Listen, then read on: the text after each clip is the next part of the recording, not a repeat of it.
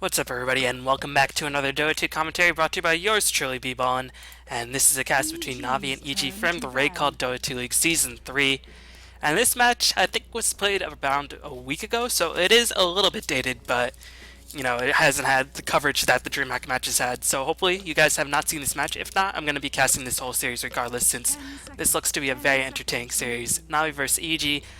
Currently, Navi are in China, and they are playing in the Alien World Cup, and of course they will be playing some show matches as well for Chinese TV. Meanwhile, EG, they've been struggling a bit, but looks like they've been getting back in shape. I'm not too sure if their recent results have been before this game or after this game, but either way, hopefully you enjoy this game nonetheless. As obviously this game was played before Navi went to China, so Navi still looking very strong in the online scene, meanwhile EG struggling a bit, but they seem to be getting back into form in some way. And keep in mind, EG will be traveling to another land, the Raidcall EMS land in Poland, in Katowice. So they've got to, keep on top of the game. They have to show that they can utilize the best possible usage of their training house and show some impressive results. And I'm definitely rooting for EG since I love America. And if you don't like America, then you can just get out. But so far, standard bans, Navi bang out the Wisp, EG bang out the Gyrocopter, probably recognizing that Navi do love to pick up the Gyrocopter with their opening choice. But Navi have some other carries they like to choose. They like to pick up the Spectre as well for Havost. And if not that, then they like to get themselves a Juggernaut. So those are the three main carries I think Navi do prefer for Havost, and they like to pick up those carries in pretty high priority for Havost so that they don't really get him eliminated from the pool. And there's been a lot of criticism on Havost recently for his play, but he is really, really talented. He has good synergy with his Navi teammates, and I mean, everybody makes mistakes. And you can't really deny Havost in the clutch in big stage tournaments. He definitely performs pretty admirably. So let's not give him too much grief. Meanwhile, EG, they have the opening choice. They decide to ban out Treant, interesting enough. So maybe they didn't have a Treant option in this lineup. Maybe they really haven't practiced Treant prior to this match. So we're going to have to see how EG approaches this first pick. If this were a team like Dignitas, you'd say, alright, Darkseer will be the opening choice. But for a team like EG, who has a bit more flexibility, well, never mind, EG going to pick up the Darkseer anyway, so they're going to get that offlane hero 460 MO. And it's not to say that Dignitas is more flexible than EG. I think both teams are equally versatile, but I mean, the offlane capacity, EG definitely has a bit more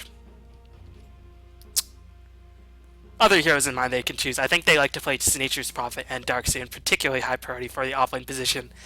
So, meanwhile, Navi, we're going to see what they decide to go for. It's likely that they're going to secure themselves a hard carry for Havost immediately. And these days for Navi, they like to pick up the mid soul for Dendi with some of their last choices, since they know Dendi can just control the mid lane with a variety of different heroes. I mean, in a Chinese match, he played Lina in the middle lane and did a remarkable job in the laning phase. So you can see Navi likely not going to pick up their mid soul with their opening choices. Instead, they're going to secure themselves a Nature's Prophet as well as a Naga Siren, and this will likely be a Naga Siren carry with a Nature's Prophet offlane for Phonic. So Naga Siren carry, she's strong in the Trial vs Tron matchup. She's also strong in the Trial vs single lane matchup. She has some decent early game potential. She does fall off a bit in the mid game since her damage does not really scale all too well. And then she comes back around in the late stages game where she can just split push relentlessly, and Song Siren can just be casted so frequently. And she has some items to actually deal damage with her illusions, because keep in mind her illusions are really not that powerful compared to other illusions.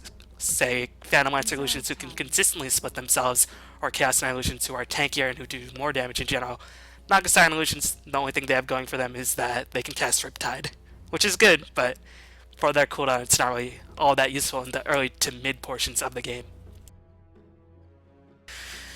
So another reason why Navi picked up the Naga Siren, she does do quite well against Darkseer and EG. Getting rid of that Naga Siren Jakiro teamfight presence is probably a solid choice in this game, as they're going to get themselves a vacuum to ice path combination that Dignitas so often love to use, and this teamfight is really, really powerful. And that's probably also another reason why Navi secure themselves a Naga Siren, because they want to make sure that EG did not have the easy vacuum Song of Siren set up into a massive teamfight engagement. Because even if you ban out the Jakiro, EG, if they manage to get those two heroes, can potentially find a way to just set up massive teamfights all around the map with just on the strength of those two spells, Song of Siren and Vacuum. Navi gonna get rid of the Enigma. Smart choice, since if Naga is caught in the vacuum ice path combination, Enigma could potentially black hole. And Magnus has really faded out of popularity these days because, I mean, the mid Balcro has hurt him, yes, but it's more the RP damage nerf that has really, really hurt Magnus in the middle lane because he can't really get solo kills at all anymore. And with that, you don't really have to fear the Magnus until he gets his dagger, so you can pretty much do whatever you want until Magnus does get his dagger online, and even then, his teamfight damage potential is just not that threatening. So Navi gonna get rid of the Enigma. They know Ichi has a penchant for choosing Enigma for their jungle situation if they really need it. So a smart ban by Navi in this scenario, and Ichi gonna get rid of the Visage. Kuroki has been playing a pretty solid Visage lately, and Furion in conjunction with Visage having such a strong global presence will just make life really, really annoying for EG because they really don't have the strongest anti-push heroes in the game. Yeah, they have decent anti-push heroes if the enemy team charges straight at you, but in terms of combating split pushes, I mean, who they honestly have? I guess they have Jakiro and they have Ion Shell, and that's pretty much it.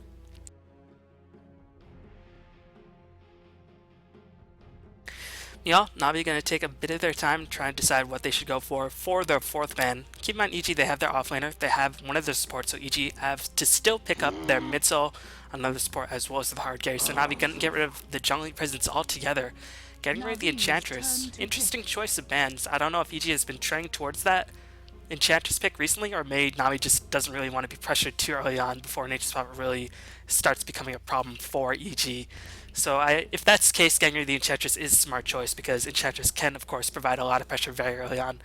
But EG going to react similarly, banning out the Chen, or spec ban towards Puppey, and Navi will no longer have that early pushing potential of Nature's Power in conjunction with the Chen to just mow down towers very, very quickly. 5 seconds remaining. So Navi, I expect them to pick up a couple more of their supports with their next choice, at least one of their trial supports. I still think they're probably going to leave their mid hero for their last choice, considering EG has not really been out too many mids since they themselves have not yet secured their own mid. And again, Navi sort of like to keep Dendi with the last choice because Dendi can just play a multitude of different heroes in the mid lane position. But I guess I'm proven wrong because Pugna will be the choice for Navi, and just judging by the lineup, as EG gonna get themselves a very stable support. Keep It Light has definitely been their go-to support for beaters lately, as he has some really strong teamfight presence, pretty strong in all aspects of the game. You know, his only problem is that he is quite squishy and he's relatively immobile. But back to the Pugna, this is one of my go-to heroes to watch, and actually teams have been banning it out against Navi recently, and maybe this is the reason why, because Pugna, I feel like, is tremendously underrated. He can push towers very quickly, and in this era of burst damage, that Netherward certainly does do a lot of damage towards these burst-heavy supports, whether it be Lina or supports of that nature, because that Netherward can just tear through them like a hot knife through butter. So Pugna will be the choice, and now you're going to get themselves Lina. This will most likely be a support Lina. And the reason why I think this will be a mid lane Pugna is because I think Dendi usually plays Pugna for Navi. At least he did in the old days back on DTS. I think he was the Pugna player. As EG going to get themselves a Phantomizer, so they're going to go all out turtle mode. And Navi, they're going to have to combat with some strong pushing presence. Otherwise, they're going to be in for a rude awakening once that PL does get farmed up. But yeah, back to Pugna. He's a really strong pusher. He does have the capability to build towards a very, very fast mecha if he chooses to go that route. And he can contribute to some very, very strong early game team fights. His only flaw is that he is quite squishy, but if you manage to get an advantage on him, then he can just really prove to be such a menace, since that Nether Blast does an absolute shit ton of damage towards towers. With that recent buff, it does now, let's see, 50% of 325, which is 162.5 damage towards towers. It's pretty respectable, don't get me wrong. Before it did around 110, 115 damage to towers, a 50 damage increase is definitely nothing to be underestimated.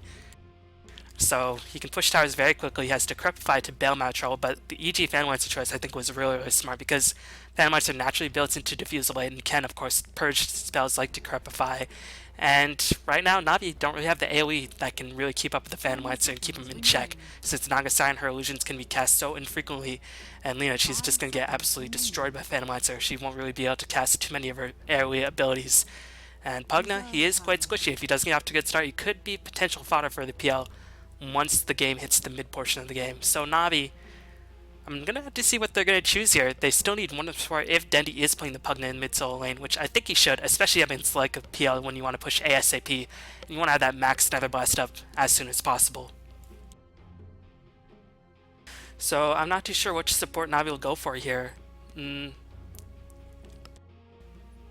could go for something like a Shadow Demon to set up some mid lane ganks, but usually have not yet selected their own mid hero. So Demon could potentially pick up a very mobile mid in the form of Queen of Pain or Puck, which I think Ichi should likely do in this game. Maybe not so much the Queen of Pain because she does take a lot of damage from that Nether Ward. Instead, Navi gonna go for the Doom, so I guess they're just gonna say screw PL, we're gonna Doom him every fight.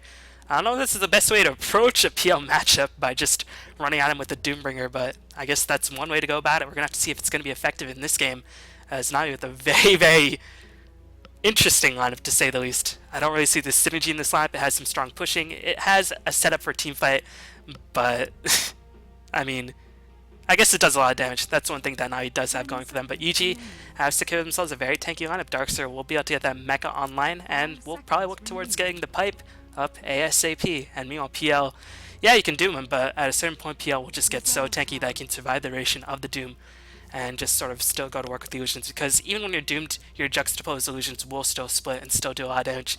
So dooming PL might not be the best option in terms of shutting him down, but maybe Navi are experimenting with something new. I'm not too sure, as this is game 1, so they have 2 more games to try out if the strategy does not work out in this game 1. EG getting secure themselves a Clockwork, so this will be either a mid-solo Clockwork or a mid-solo Darkseer.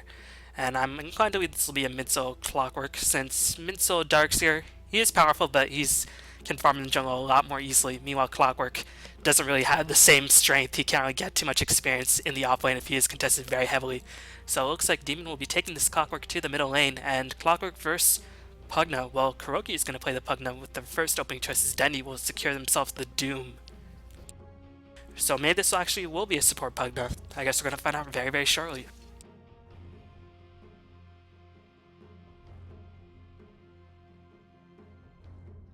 But yeah, EG, they have a really, really stable lineup. They have a lineup that can turtle very, very hard. They have a team fight lineup that can draw out fights for an insanely long time.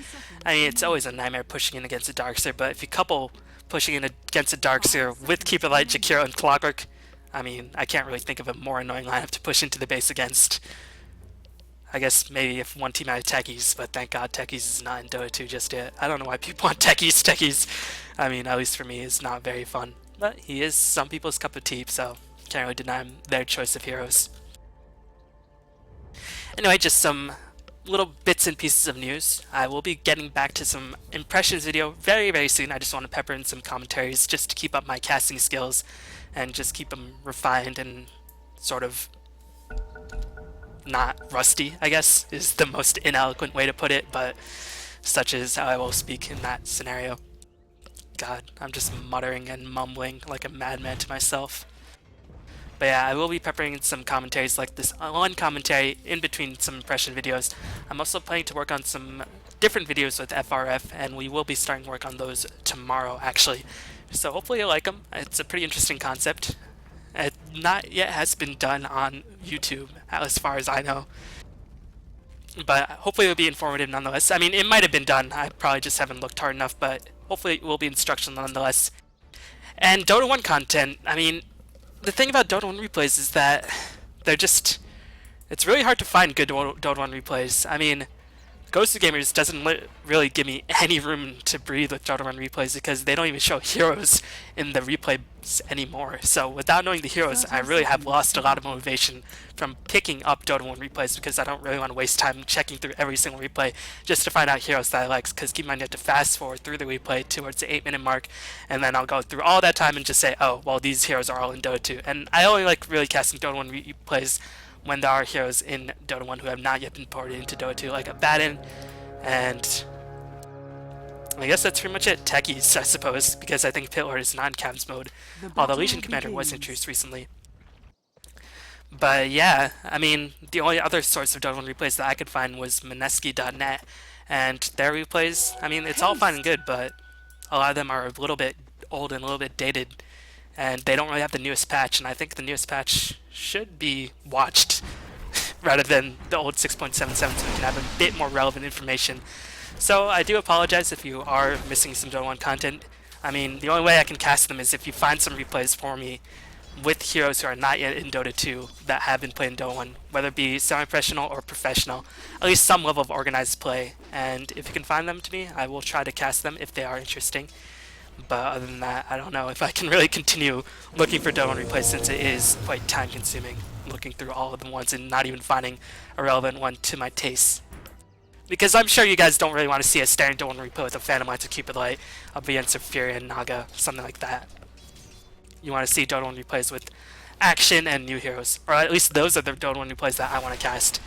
So you're gonna have to deal with it for now. But yeah, if you do have a Dota 1 replay that fits my criteria, if it has something like a Legion Commander, a Pillard, and a Baden, something of that nature, even if it's a semi-competitive environment, somewhat of an organized play that is a relatively good game, then let me know. Shoot me a PM, email me at bbon73@gmail.com, and I will do my best to try to fulfill your wishes. Anyways, enough babbling, just looking at the lanes. Demon up against Pugna middle, as it seems like Dendi was swapped the Pugna back in the middle lane, as I didn't even choose the players and teams, but I will go over that very, very shortly. It seems like Dendi is ushering Clockwork because he does have some superior range, and Pugna, 320 base movement speed means he can attack very, very freely, and his base damage is quite respectable since his intelligence growth is 4.0, which means his attacks do hurt as he level up. And the fact that Blast has such a low mana cost relative to his mana pool in the early levels means that Dendi can spam them relatively freely, and Demon, being a melee hero, really can't do too much to avoid them. But still, Dendi has to be careful because one battery assault into Cogs potentially could kill off Dendi, since Dendi has very, very low HP, being a Pugna. But overall, assuming Dendi plays this matchup correctly, which he is doing thus far, he should have a huge advantage over the likes of Clockwork. But really, Clockwork, all he wants is some gold here and there and wants to get levels. And once he gets those up, then he can really start becoming a presence on the map. And I've honestly quite missed the mid-solo Clockwork because I like seeing Clockwork be very active with his ganks. And offlane Clockworks usually are a little bit too level starved to make that happen. Meanwhile, Demon gonna pop the invisibility rune, but it seems like Bambo not gonna drop an Ion Shell. Well, he did drop an Ion Shell, but didn't surge Demon forward, as Demon just gonna usher Dendi away, trying to do as much harassment as possible. But Dendi has been able to do a top-notch job in terms of controlling this lane thus far. Meanwhile, in the bottom lane, Funnick really not able to make too much happen, and I'm a bit surprised he hasn't gone to the jungle, but then again, there's a Doombringer farming in the jungle, which is Kuroki, and that's why Funnick has not yet rotated himself towards that jungling position, because if he takes the jungle, then where will Doom farm? And if Doom takes Puppy's farm, then Puppy will just be completely useless. So Puppy needs some experience, and Funnick is just going to have to deal with it for now. And Nature's Prophet is a hero who can come back, but his effectiveness in this early stage of the game will just be severely limited, to say the least. So it's going to be up to Dendi as well as the Doombringer to make a lot of openings happen on the map. And Doombringer, he's a pretty competent jungle, and it seems like he did get a solid creep. He got the Pack Leader's Order creep. I'm a bit surprised he didn't actually try to take the Dark Troll Warlord creep or the Dark Troll War Chief creep, since I think that is one of the best creeps of jungle within the game. But I guess he has a different idea how to approach things, and he has that second point to devour, so his experience growth will be accelerated slightly, and of course Scorched Earth will heal him up to a reasonable amount. You know, what we've got to watch out for is for this Phantom Lancer, as so far Jo is just being completely uncontested, has picked up a 4-man shield as well as Cloyd in order to mitigate, or in order to ensure that he does not miss any last hits, and so far it seems like he's doing a top-notch job in doing that. I imagine he's going to go for the standard, maybe Tranquil's drums or phase drums, or not phase drums, treads drums, something of that nature, something drums, and then go into the Diffusal Blade Rush. Since Na'Vi, I don't really think they're weak to Radiance, and with their lineup they have pretty tanky HP heroes, and Rain's PL has really fallen out of favor, as you all know by now. You know, Na'Vi, recognizing that, okay, we have a free-farming Naga, but the other team is free-farming PL, and our Furin is not getting anything in exchange.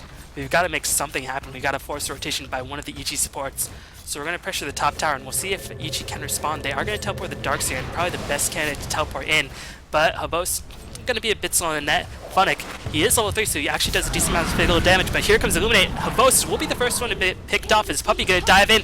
But Bambo, the Ion Shell, can really not be underestimated. It does so much damage, and Bambo has now been able to hit level 6. A really, really remarkable job. Does scale up that point to Vacuum, and Funnick is going to be the next one to die. So Na'Vi going to pay for their over-aggressive behavior with a triple feed. And that is just going to be really, really bad news for Na'Vi, as Now Darkseer is level 7, he can just start clearing creeps so easily. The tower was denied, and Jo is still receiving free farm on the bottom lane. And here comes Engagement. Havos actually teleported himself in, not choosing to cancel it. Looks like they will initiate onto Fear, as Fear looking to teleport out of there, but the Song of Siren will cancel Fear's teleport, as Havos did manage to hit level 6. Fear will most likely die, but one more parting knights by Jo onto Naga Siren will make sure that Fear does not die without a fight. You know, really solid cog placement by Demon as he manages to usher away Dendi. And Dendi is doing a really good job in terms of farming. You can see he's tripling up Clockwork CS, but I mean, he is a Clockwork at the end of the day. And meanwhile, Jo is just continuing to free farm up. Has already picked up the Band of Elven Skin, so it looks like he is going to rush that Yasha and then maybe go back into Diffusal Blade that so many PLs do like to do these days. Dire's top tower is under attack. So far, EG definitely has the advantage, and in terms of late game scenario, yeah, you have a triple core on the side of Navi with a Furion, a Darkseer, or a Doombringer, and a Naga Siren, and Pugna does scale well into the late game as well because he tends to get enough farm that he can get up some very solid items pretty quickly. It is unfortunate, though, that Navi did give up those 3 kills because they give a lot of experience towards EG's powerful teamfight heroes, powerful mid-game heroes, as Bambo gonna initiate onto Puppey. The Illuminate actually managed to hit Puppey, and the Ion Shell gonna do a lot of damage, but here comes the teleport by Dendi. He will be able to usher away Bambo. Bambo's gonna look to teleport out of there, but Dendi will secure the kill. Very much needed, as they managed to shut down the Darkseer for a decent amount of time, and also very important was the fact that Dendi managed to pick up the last hit, and that will go a long way in towards fueling his next big item choice. So a pretty entertaining game thus far, 6 kills in 7 minutes as Jo is continuing to farm up, and that is the big problem in Navi's game plan. They don't really have the best gankers to really shut down Jo. I mean, if you look at their stunts, they have Net into Lightstrike Array, and they have Doom. Those are the really only reliable ways to lock Jo in place as long as he holds on to his Quelling Blade. I mean, Sprout won't do anything once PL has the Quelling Blade. So I'm really not too sure how Navi can actually open up a gank on Jo. It's going to be up to Kuroki to really make that happen with his Doom. And you can see Doombringer, despite being an okay jungler, just jungles really slow in comparison to other junglers, as he does manage to increase his gold intake through Devour, but his mana pool is just so low that he really can't sustain himself sufficiently as Puppey. Gonna get hooked by Demon. He's most certainly gonna die, as Demon will pick up the last hit. Funnick actually gonna teleport himself into the cogs as Kuroki is here, but he does not have level 6 just yet. Seems like Darkseer will secure the kill on Funnick, and now Dendi is taking a lot of edge. Illuminate's gonna find Kuroki will die. Dendi gonna be in a lot of trouble as well as Bambo. He will have that surge online relatively soon. He wanted to get the vacuum off, but Dendi just a little bit too fast, and Bambo not high enough level to drop a good enough vacuum. Well, I guess the vacuum was on cooldown, but still a really good engagement being taken by EG nonetheless. They gave up 2 kills, I think, in the end, maybe just 1 kill. But they managed to stall the Doombringer, and they managed to kill the Nature's Prophet, and this impact that Navi will have in the mid-game is just going to be very negligible if these heroes keep dying.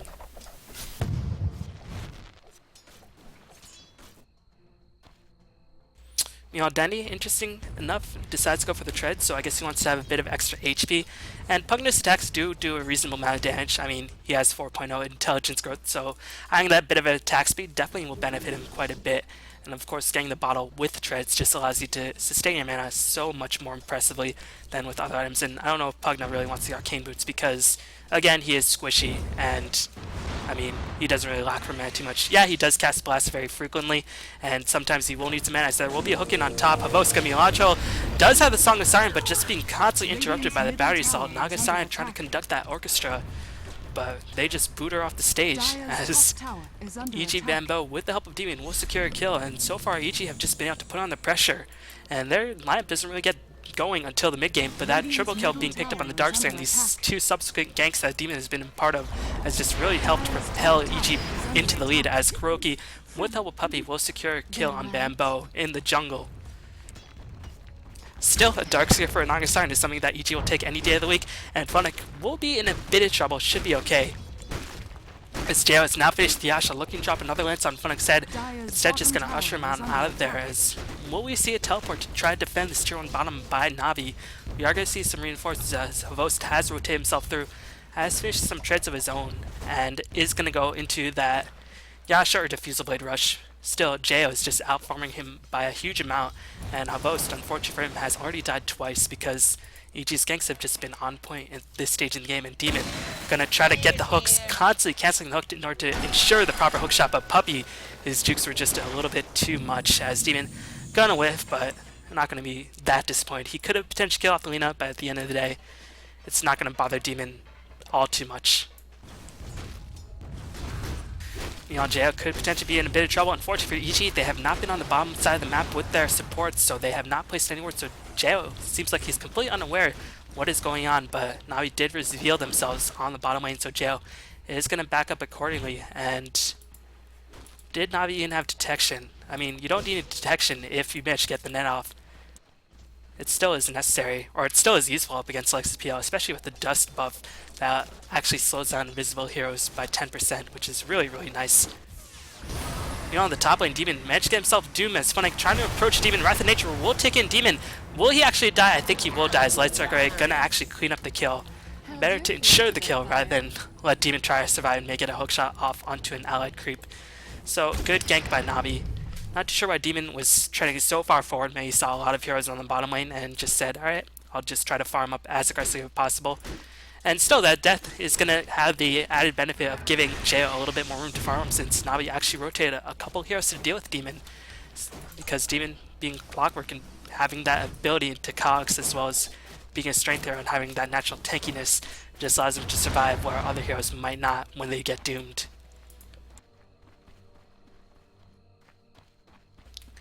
Meanwhile, Denny seems like he's rushing 4-staff. Interesting option. Usually the old school Pugna days when he was perma-picked and perma-banned, the appropriate build for Pugna would be Mechanism Rush into whatever suits his fancy. As Havost will get hooked in, Demon just land these hooks all across the map. Illuminate is actually going to do quite a bit of damage. The Battery Saw is still ticking in. Havost will end up dying. Man, Battery Saw just does not care about the Nagasine, but Decrepify and the Laguna Blade certainly cares about Demon as the Dual Breath will usher Demon away. And you can see that ward doing a bit of damage, but unfortunately not leveled enough to really hit Keeper Light at his max range. Keep in mind, at max range, ward hits units up to 600 units away, something ridiculous. And it does do quite a hefty amount of damage as Denny will be able to defend his bottom tower, although Jayo seems to have other plans in mind. Oh, Jayo has now hit this tower into deny range, so Navi, if they fortify their structures, they could potentially get the tower defense off. I'm not too sure why Jayo rushed in so aggressively, because Dendy is just going to deny the tower. I don't think the creeps would have gotten the tower to deny range, so a slight mishap by Jayo, but maybe he didn't expect Navi to teleport. Or maybe he just thought he could kill off the tower regardless, but a loss in gold for EG, not going to help Jayo. Although he is still farming magnificently at this point in the game, almost 100 CS, and Keeper the Light going to immediately recall him back towards the middle lane where he will have some safer farm. And when I say the middle lane, I mean not the middle lane. Where do you go? Meanwhile, Havost once again caught in a sticky situation. It doesn't have the Song of Siren online. 3-minute cooldown, very long. Is Bambo gonna rush in, but I'm really gonna back off. Denny just does so much damage. Demon gonna get himself hooked and will get doomed as responsible. He does manage to kill off the Lina. Instead, Kuroki is able to kill off the Darkseer as well, and this should be a tier 1 tower push for the likes of Navi. Denny, unfortunately for him, is out of mana, so won't be able to get the last hit. Looks like the Jakiro gonna drop an Ice Path as well as a Macapar trying to defend the tower, but just simply not in range, and Fear will give up his life. I'm not too sure why he went in, just trying to reveal himself. Maybe he thought he was screwed either way, but Navi weren't really diving him, so I didn't know if they actually saw him in that engagement. All the while, however, Jay was just continuing to farm up, and there is always a clock on the enemy team's head whenever they're dealing with the Phantom Lancer. Even when you have a hero like Doom in the fold, or a hero like Gyrocopter in the fold, there is a certain point where Phantom Lancer will just outcarry them all. And again, you can Doom the Phantom Lancer, but Phantom Lancer has some juxtaposed illusions online, then those illusions will juxtapose and they will still create that immense Phantom Lancer illusion army. So now he's going to be very careful how they approach Jay in the next couple of minutes, as he is starting to become a huge problem. Navi going to rotate themselves down to Roshan. I'm not too sure why Havos is not using Riptide to decrease the armor of Roshan and just make him a bit easier to take down. As he can definitely do that to Roshan. He can cast Riptide and lower his armor, and that'll allow Roshan to be taken a lot more quickly. But now EG is going to come into range. They will spot out Navi as well. Is going to be popped. Vacuum going to be popped as well. As well as Doombringer are going to be caught in the pool for a bit. Iron Shell will be dropped into Illusion as Kuroki's taking Light Edge. Wrath Nature going to come in as Demon will get the hookshot onto Kuroki. Pugna will be able to kill off Bambo as Dendy is doing a lot of work. Unfortunately for Demon. Seems like the Force Staff was able to push him off the cogs, and Navi actually going to hold on to this team fight for now. Really, really nicely done by Navi. That Pugna just managing to do so much work, and Vita is going to be the next one to be picked up, perhaps. Double damaging up on Dendi. Will allow him to secure the kill as the Keeper Light Blast not going to allow him to escape. The double damaging on Dendi gonna be enough to clean up the kill. So a very, very weird engagement, but Navi just going to take that convincingly, and now they have climbed back ahead in terms of the kill count. As Jail actually approaching the Roshan point very, very bravely. Interesting decision by Jail. But the Aegis still remains unclaimed, as Naga is going to be more than happy to snatch it up at this point, and now the Aegis clock is going to start ticking down. Seems like Naga is going to go for the Diffusal Blade, and checking out the levels as well as the experience, gold differential is in the favor of Navi. I mean, they have more towers to their name. EG, they are a bit behind in terms of kills as well, and the Roshan definitely going to buff up Navi's gold values as well. And of course, keep in mind Devour and Midas going to increase Navi's gold intake by a significant portion. Experience advantage also in favor of Navi, so seems like EG are struggling despite them getting off to a really solid start. But the question remains, how will Navi actually break the base? Yeah, they have a Pugna who can just go in, chip at these base towers with the blast, and then just immediately run out. Assuming, of course, he has the mobility arms to allow him to do just that. And then he did go for the Force Staff Rush, and he is quite fast even without any phase boots or anything like that. So he can potentially do just that. However, there is an added danger pushing in against the Darkseid, as well as Keeper like Clockwork, who can just zone out the side of Navi so effectively that it's going to be actually very difficult for Navi to push into the base. As Demon, Puppy is going to drop in Zero, or Demon just going to dodge the Light Strike array by hooking into Puppy, and Puppy will most certainly die. Keeper Light is going to secure a kill. Meanwhile, on the other side of the map, Bendy going to pick up a wicked 6 streak on the Darkseid, using that haste to its fullest. Dire's bottom tower is under attack. And looks like Demon gonna be watch out. He found himself Doom, and Dendi. Oh, the Force Staff is actually dropped onto Demon, so Demon might actually escape. Dendi will keep pursuing the issue. He's gonna drop the Force Staff as well as Dendi just simply does not care. Gonna drop the Crepify as well. Demon so close to dying. The Doom, one more second, will secure the kill as Dendi just gonna rush in. He has to be very careful. He actually will die. I was gonna say the haste is running out, and he could potentially give up a huge streak, and he did just that. But the good thing is that he gave up that streak towards Keeper Light, who still has managed to finish up 4 staff. His Vita is actually playing really, really solidly, and has been able to participate in 8 kills, securing 3 of them for himself and his Puppy. Gonna drop a Laguna Blade. Not the biggest deal. I don't think he was trying to aim for the kill. He was just trying to say, go away, Jail. But Jail has Triangle Boots. He's gonna be more than happy to take that damage for now. And I think that was just used by Puppy because he said, alright, Jail has a Diffusal Blade. He could potentially dive me, so I better just scare him away from doing just that. So he won't dive me if he's below half HP on the back of 1 Laguna Blade. So Jail gonna take that threat and gonna instead retreat back into the jungle. Unfortunately for Dendi, since he did die towards Keep of the Light, and he was so high leveled, he's going to be dead for quite a long amount of time, and he actually gave up a decent amount of gold in that duration as well, since he was toying with around 3.4k worth of gold, if I'm not mistaken. So I'm curious to see what Dendi will go for. Will he go for straight Hex Rush, or will he get for something like a BKB? BKB Pugna going to be very useful since he can cast the blast twice in the duration of a 10-second BKB. Well, almost twice. You get the point. And of course you can channel that life drain uninterrupted. And EG, due to the Clockwork nerf, has nothing that goes through BKB on their team. However, if Dendi wants to go for something like a Hex, you definitely can't blame him. Hexing somebody like the Darkseer or even the Clockwork, who has just been so aggressive, can definitely make a huge deal, as Dendi will have an M ship towards him. It's going to be the Ultimate Orb, so it seems like he is going to go for the Hex's Bambo. Will be able to escape Puppy, just simply not fast enough to catch up towards the drifting Bambo, as Jo will spot Puppy. Puppy's going to get himself 4 staff to safety by Dendi, but here comes a vacuum back into the Ice Path, as now Navi going to be in a lot of trouble. Wall is going to be dropped as well. Avos is going to pop his net. Does he have Song of Siren? He is, but he's not yet using it. He is going to use it just now. Clockwork was already able to kill off Lena, and Havos, I'm not too sure why you're not teleporting on out of there. You're going to die now. What the heck? Well, Navi, they're going to re-engage, and Doombringer was there. Oh, he didn't die because he had the Aegis, and sometimes I wonder at myself. You know, Kuroki's just going ham, as Fear unable to get a proper placed Ice Path, and this moon speed of Doom just allows him to catch up to so many of these kills, as Bembo going to be on trouble. If Net does manage to catch him out, yes, Bembo will be caught, and Bembo going to die as well. So Navi on the back of that Aegis fight going to get themselves a nice little victory.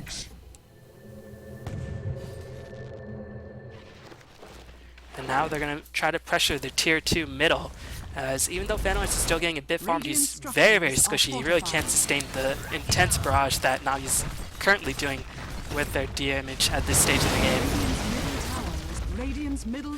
Funnick going to teleport himself back in. Seems like Navi are very intent on pushing as Funnick did go for the mechanism to allow him to help out the team as much as possible, since then he did decide to avoid the mechanism in this game. The Ward just going to chip away on the side of EG, but the illusions of Phantom Monster should be enough, as Beta is just going to get himself zapped to death by Laguna Blade, and Navi going to back off as well. They don't have the Aegis online, and they don't have the Naga Siren ultimate to really set up a team fight. And meanwhile, Demon, he's looking for an opening to get a hook shot on.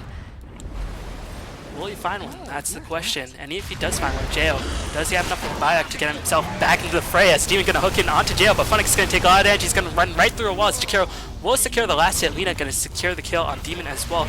But the Cogs just holding Kuroki as well, supposed into place for such a long amount of time. Kuroki going to find himself in a launch hole. Kuroki will die as Bambo going to pick himself up a mega kill streak. Denny going to die as well. And this is the problem, like I mentioned earlier. Pushing into EG's space with their lineup is just nigh impossible. This lineup is probably one of the best tournament lineups I've ever seen. And EG, they're making the most of it in this game.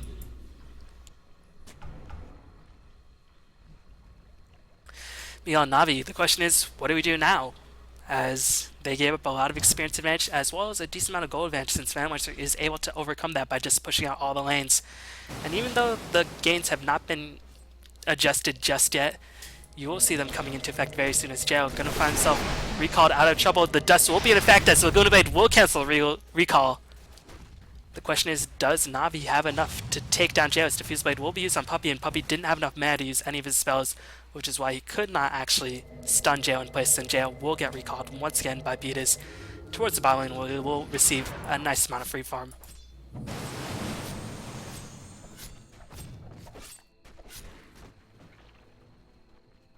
Checking out the net worth, you can see Doombringer, despite having a lot of Devour creeps, has just not been able to keep up with the farm that Jail currently has. And Jail, 0-0-2, has not died, so he's not giving up any gold. And now he's starting to get a bit scary. I mean, he's already scary, but now he's got the Diffusal Blade level 2, which means he burns even more mana. As Meow in the middle lane, there will be engaging Denny, going to find himself Ice Path, but should be able to escape the hook, just going to barely whiff. As Demon going to be cursing his ill-gotten luck. As Denny going to be very thankful that Demon did whiff the hook, as he would have most certainly been dead since he already used his Force Staff. But Jail, his DPS is starting to get very, very scary, and he's starting to get pretty tanky as well. I mean, the VIP booster going to give him 250 HP, and now he can actually survive a full duration Doom, which is quite dangerous, as Doombringer seems like Navi very intent on going for mid-game items, but it's starting to approach the game where they might have to consider late-game items. As Sonic, he's really, really underfarmed, and Kuroki is going for all at mid-game. He looks like he is going to go for the AC, so never mind, Kuroki just going to use the armor buffs that Vlad's in the AC picked up. I thought this might have perhaps been a Blade Mail, and then I realized, oh wait, Blade Mail doesn't actually have a recipe. Derp-de-derp. Havos going to go into that Manta style. Should be able to secure that relatively soon in about 840 gold. But you can see Funnick just so scared to split push across the map, since he never knows if Clockwork is waiting in the shadows to hook in, or if Darkseer is waiting in the shadows to just get the surge going, as there will be a teleport bottom lane. Maybe just trying to scare Bambo away, but they will be able to fight Bambo. Bambo actually going to secure himself a Blink Dagger.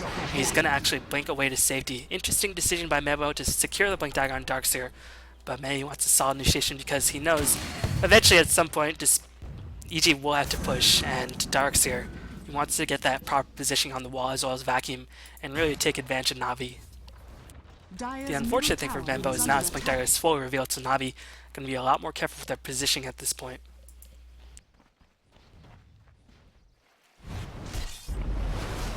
Navi going to smoke themselves up, but EG all on the top lane. They're going to try to push down that tower.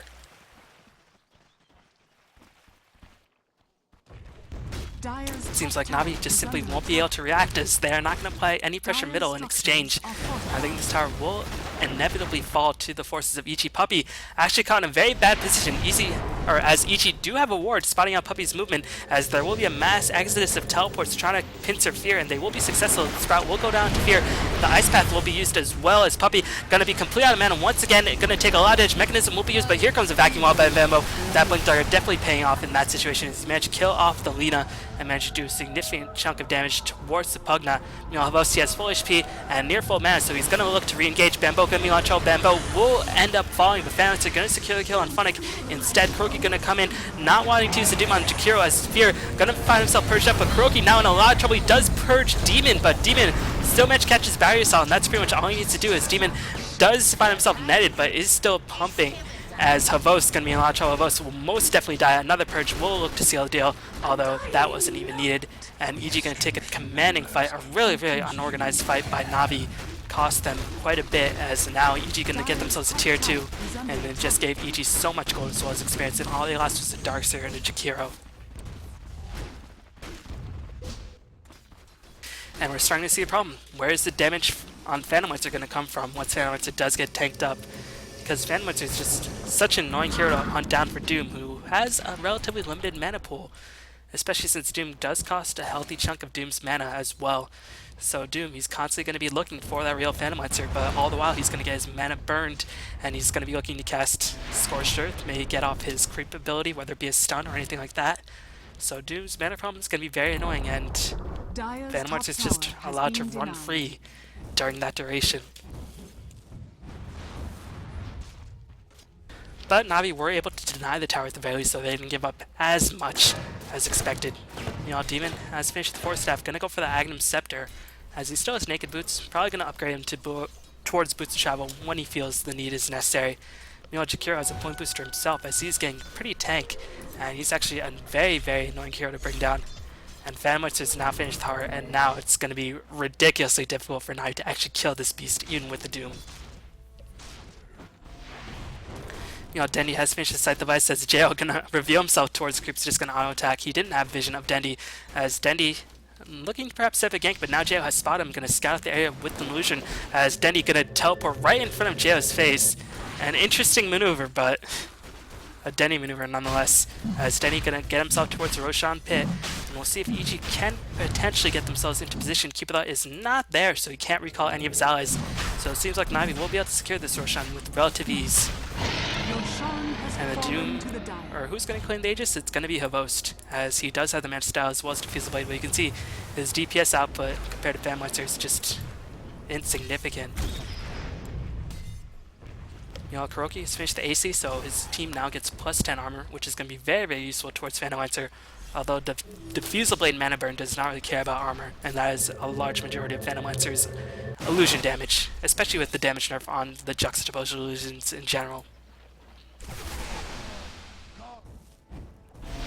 Puppy has finished his dagger. I feel like the one who has the least impact in this game has been Funnick, as that jungling Doom has really cost him a lot in terms of levels, and you can see he's really struggling to get himself back in the game, as he doesn't even have anything like a Shadow, but he only has a Mechanism as well as a Mice and an Ultimate Orb, and he's struggling for every bit of gold he can possibly get.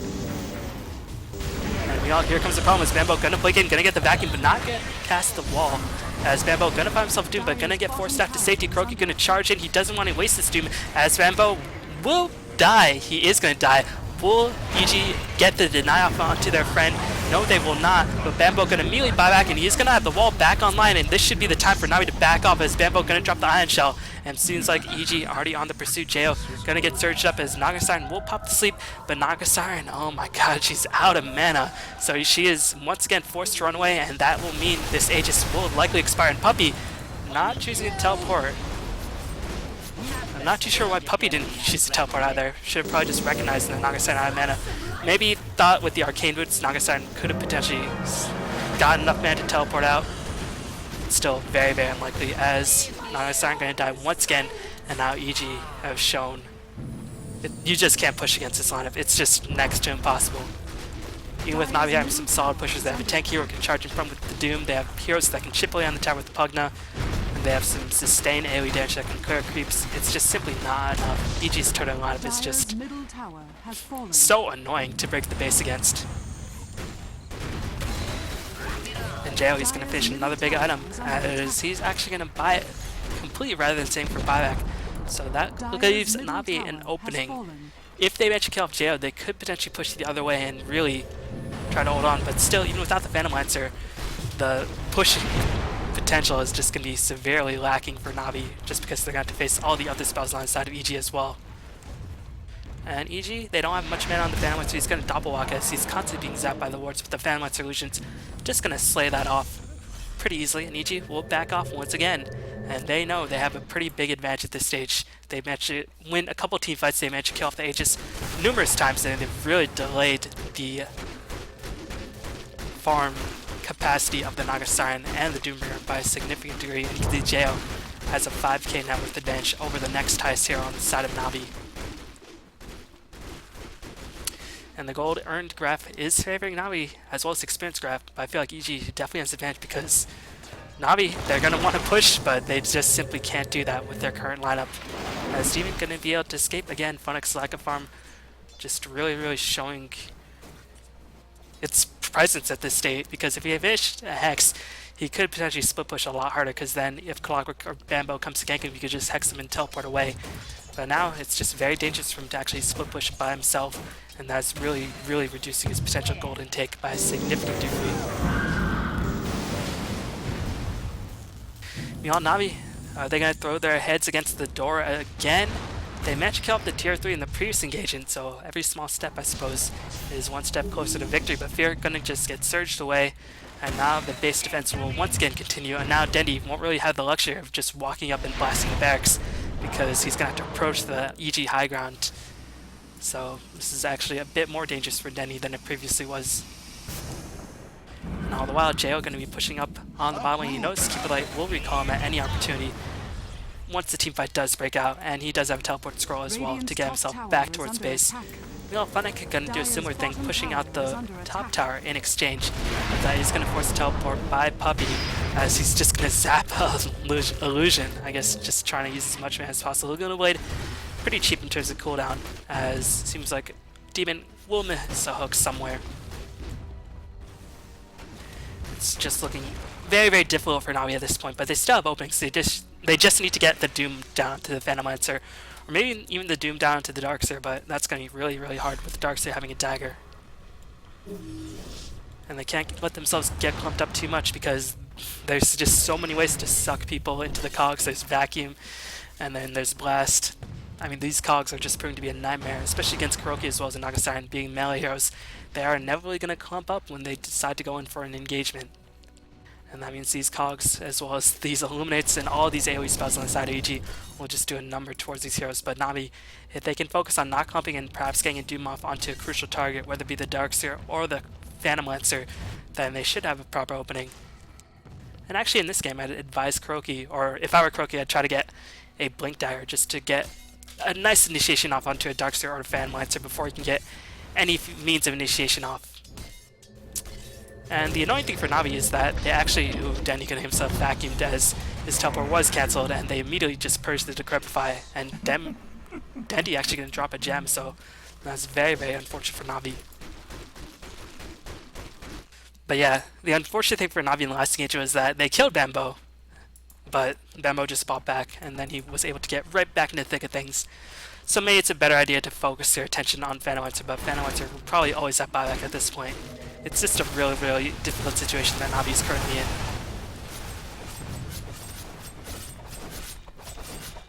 So maybe if I were Navi, I'd just try to farm up, because you do have 3 heroes that can scale to late game quite well. Naga Siren can scale quite well, Doombringer can scale pretty well as well. Pugna scales pretty decently as well, and Fearing definitely has a lot of room for growth.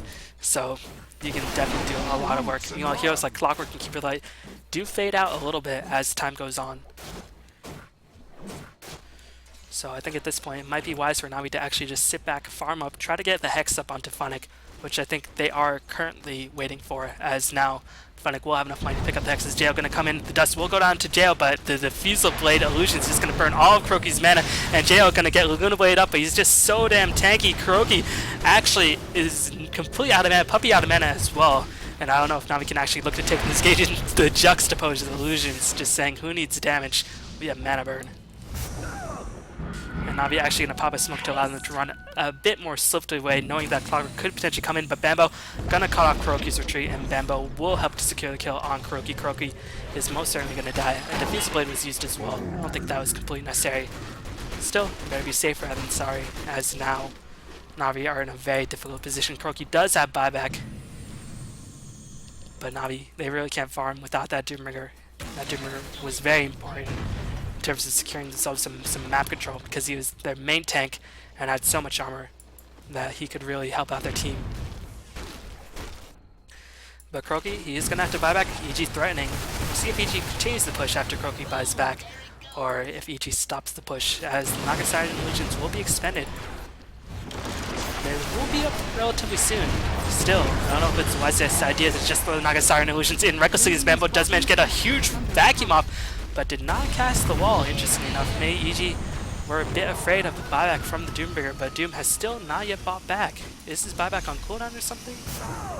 No, I guess he believes that Navi can hold, and this tier 3, it is going to fall. Is Denny going to get himself hooked up? Demon going to find himself hexed up as well, as Kuroki is still not yet bought back. The Song of Sign will be used. This will buy the Doombringer a lot of time, but Pugna going to get slain by the Battery Assault, as well as the Macro Power dual breath damage, as Bambo once again going to drop the vacuum. Will he pop a wall this time? No, he will not. It's not even necessary. Phantom Ones are just cleaning house, going to kill off the Nature's Prophet. Meanwhile, Bambo with the Iron Shell just clearing off these creeps, and EG will be able to take the barracks. I'm honestly not too sure why Doom didn't buy back. Maybe he just felt like even if he bought back, they couldn't defend it regardless. But I gotta think you've gotta fight that with all of your forces, and at least attempt, because if you lose a couple heroes in the defense, you're gonna lose both barracks no matter what. And maybe if you had the Doombringer up, you could have disabled the Bambo and just really prevented a lot of this clutch of vacuums. And these vacuums by Bambo have definitely been top-notch. As Puppy gonna charge him, but he's gonna be in a lot of trouble as well. Demon's gonna get doomed up, but that is precisely the target that Kuroki should not be focusing on, as Demon is just going to tank it up and just run away. And if he doesn't do anything else, he has accomplished his end goal as Jayo. Going to find himself stunned up. Does Navi have enough damage to bring him down, as the Macro Power vacuum combination just going to kill off Navi relentlessly. Jayo going to get all his mana restored, or the majority of his mana restored, by Keeper of the Light. Havok's going to charge in, will be able to kill off Beatus, but now the chase is on by the Phantom Lancer. The Wrath of Nature going to go in, trying to kill off the Illusions. Havok's going to find himself slowed down, but there are no more portraits for Jayo, so Havok should be able to escape. Nonetheless, a very, very fruitful engagement for EG, as they managed to get a lot of kills. They managed to secure themselves in middle barracks, and they managed to claim the tier 3 tower on the top lane without even losing the Phantom Lancer. And Phantom Lancer, he's going to get very close to securing himself that butterfly. Actually, we'll have it as well as buyback up relatively soon.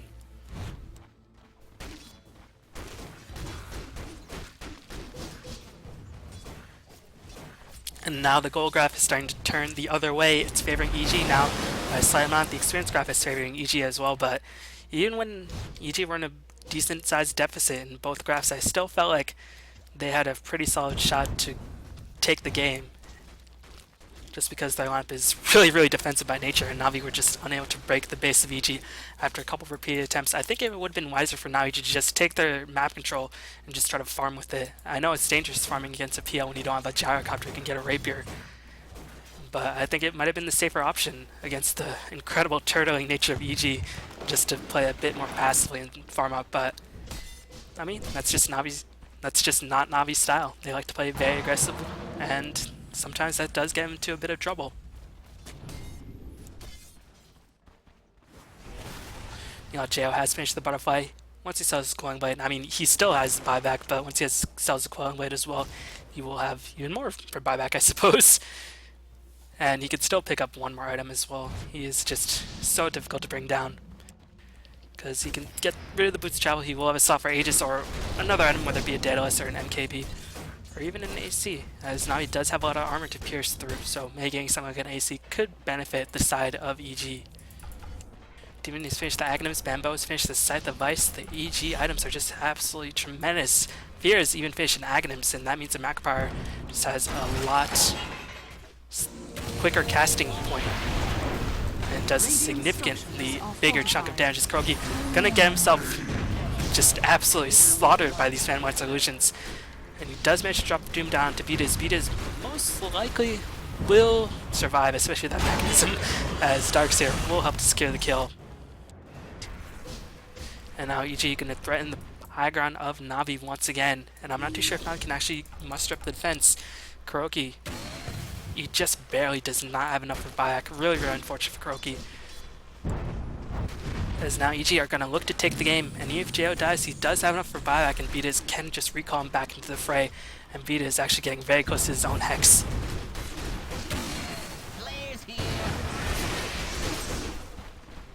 You know, Naga has a heart, but she just simply does not do enough damage, and that is the fatal flaw of Naga Siren these days.